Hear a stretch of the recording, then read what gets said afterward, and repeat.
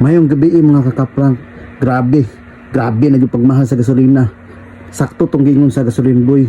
Ug paminawon po nato ang gingon sa tong presidente karon. O tanawan ni video. Actually, hindi na yan makontrol ngayon ng mga DOA kung mag-increase man bawat litro ang mga gasoline station. It is because wala talaga supply unless the DOA will prepare the price protection sa mga gasolinahan.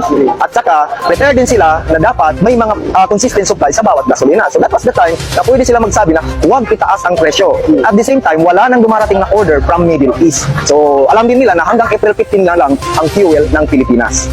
So yun na lang. Wala na yun talaga, wala tayong magagawa kasi wala tayong supply sa Pilipinas unless mag-allow ang Brunei at saka Malaysia.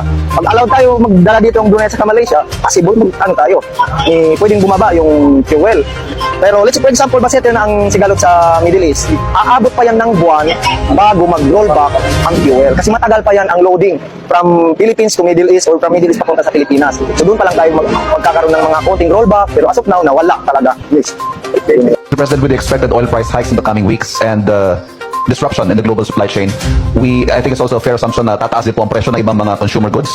Are there certain goods that we are bracing for and what interventions are in place? Well, it all depends on how long this lasts.